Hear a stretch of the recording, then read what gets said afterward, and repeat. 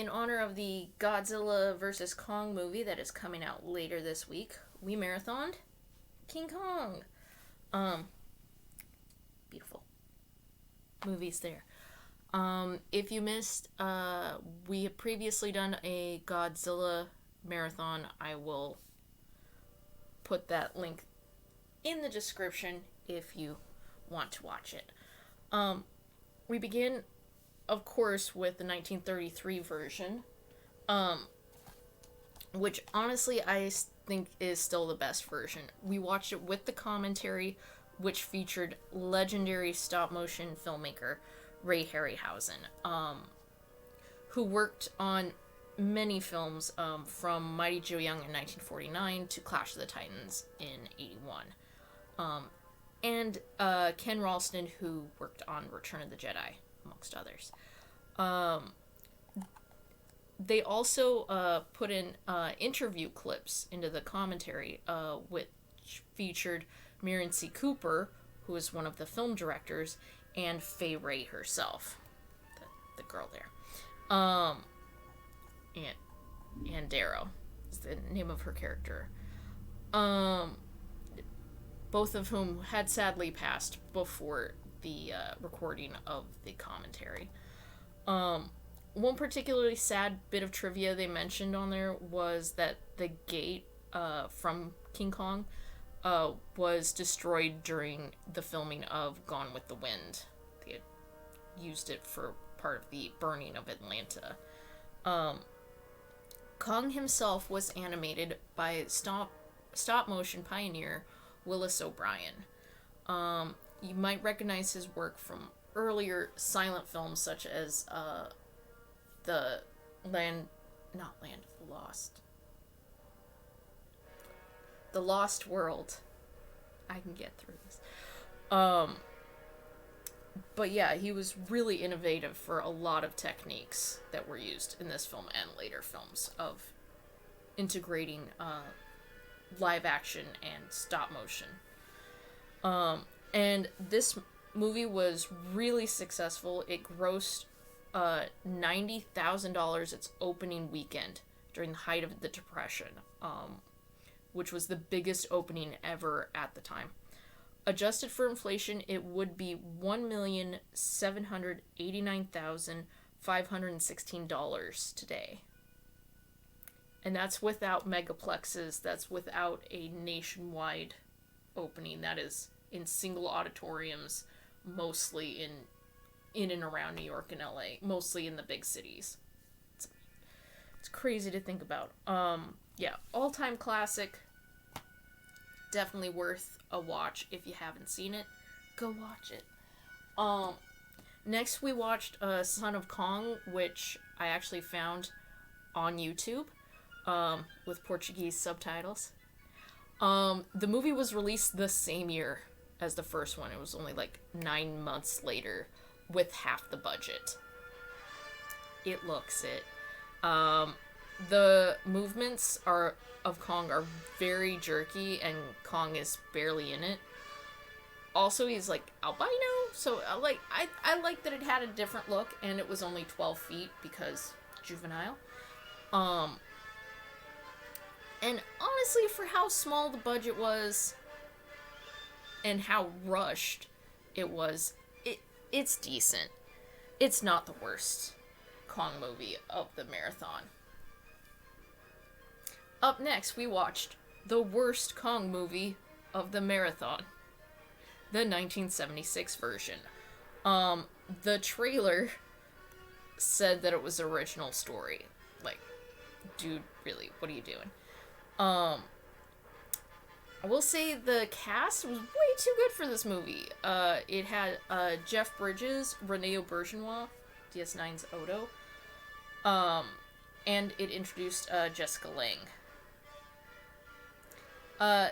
They changed the plot a bit. Rather than going to the island to film a movie, the ship is there to drill for oil. 70s. Yeah, and the girl is just someone who fell overboard when a yacht exploded. and she got in a lifeboat. Apparently in an earlier version of the script, she was a photographer who was part of the ship's crew, but they thought that was too silly. Let's have her be a scantily clad woman in a lifeboat. Alright. Also, her name is Dwan. D-W-A-N. Because it's more memorable than Dawn. She said that. The film is so dumb. Throughout the movie, she's talking about astrology. And also when they were running from Kong in New York, she whines about that she needs a drink. Like, girl, get to safety first. Don't just stop and be like, oh, a bar. Let's go in there. Like, get to safety. Yeah, and she never seems to really decide in the movie, like, is she afraid of Kong or is she worried about Kong? Like, it seems to flip-flop a lot on a moment for no reason. I feel like Fay Wray's character was stronger. Like, yeah. Also, the whole reason they brought Kong to New York was to be a mascot for this oil company. Oh yeah, because apparently the oil on Skull Island wasn't good. Yeah. So, Kong was made by Carlo Rambaldi, who worked on E.T. and Close Encounters and a bunch of movies, and Rick Baker, who worked on, again, a bunch of movies. He worked on An American Werewolf in London, and he worked on the Tim Burton Planet of the Apes. The makeup in that is amazing, so. But yeah, despite both these men's great talents, it never looks like anything other than a man in a gorilla suit. A very expensive gorilla suit, but a gorilla suit. Rambaldi mostly did an animatronic suit that is very robotic-y, so, yeah. Yeah. Also, there are some really bad-looking matte shots. Like, it's 40 years after the original. How does it look worse? Yeah, and it's watching it, all of them, you know, in close proximity. It's kind of crazy how little technology changed from the original to the 76, and then how much it changed from the 76 to the Peter Jackson version in 2005. I will say I am grateful I did not pay for the 76 one. Thank you, Jessica. Hooking me up. Yeah, up next, we have the Peter Jackson version. Yes, I have two of them, actually. We watched the extended edition with the director's commentary, because it wasn't long enough, I know. Yeah. Apparently, Peter Jackson is a huge King Kong buff, and he actually used some of his own props that he had bought from the original film. And he collects them. But yeah, if you have the commentary on, he'll point out, like, oh, see that shield in the background?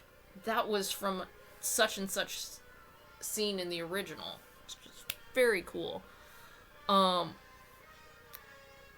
and it's kind of like from his love of the original that he really like fleshes out things. There was a scene in the original that had been cut where people fall into this chasm with a bunch of spiders, and he like put that scene in there, and like there's a couple scenes like that where the filmmakers of the original had wanted to do it, but either it got cut or there were budgetary concerns where they couldn't film it, and Peter Jackson's like, let's do this. So it kind of feels like this was the creative vision that Cooper and Schoedsack had in the 30s. Like, if they had had the money and the technology, this is what they would have made.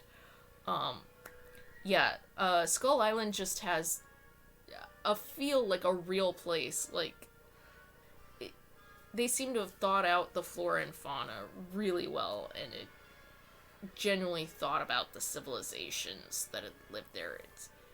It's worth a rewatch. I didn't like it when I originally saw it, but over the years, it has definitely grown on me. Still not sure about Jack Black in that movie, though, to be honest. Fun piece of trivia, it took 18 months to craft the CGI version of the Empire State Building. The real Empire State Building was built in 14 months. It's just crazy it took them longer to build it in the computer than in real life. Granted amount of men who were building it, yes.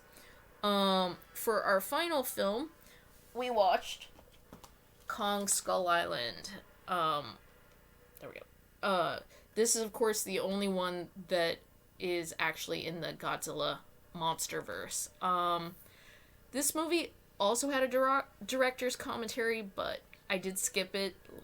Spent so many hours. I needed a break just to watch the movie and appreciate it. One thing I did like was Brie Larson's character in it was a photographer. I hope it's a nod to the earlier version of the 76 script, but I didn't listen to the commentary, so I don't know. I did wish the movie honestly was only about John C. Reilly's character. He's a pilot who gets marooned on Skull Island during World War II with a Japanese pilot. I just think that's a more compelling film. Like, here's these two enemies. They gotta make peace and survive on this foreign land with King Kong. Like, that's a movie right there. Yes, it's enemy mine, partially, but it's a good movie. Just saying. Yeah. This movie's fine. It's a little superficial. Some of the characters are a little cookie cutter. But it is what it is. The visuals are amazing. When King Kong is on screen, it looks like a real giant monkey.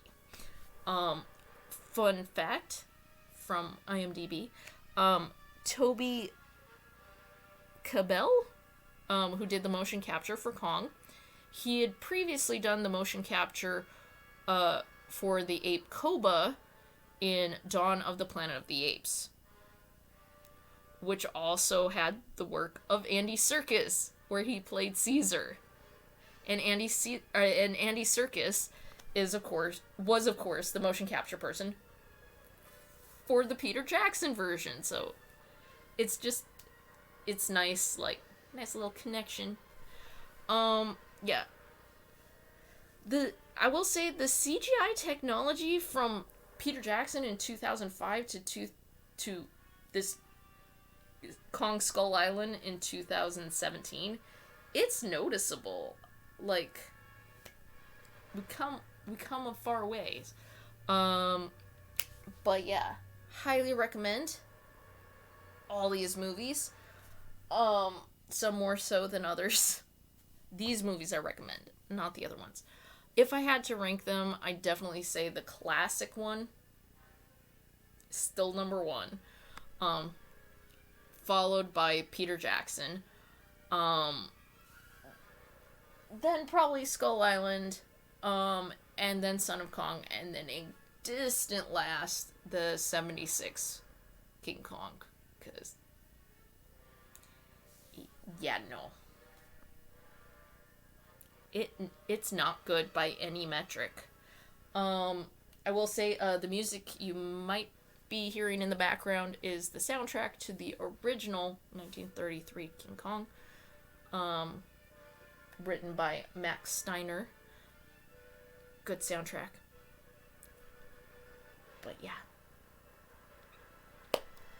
Hope you enjoyed my little rant here, and I hope you enjoy the new movie. If you go and see it, let me know how it was. I'm gonna try to see it this weekend. So, thanks for watching. Happy viewings!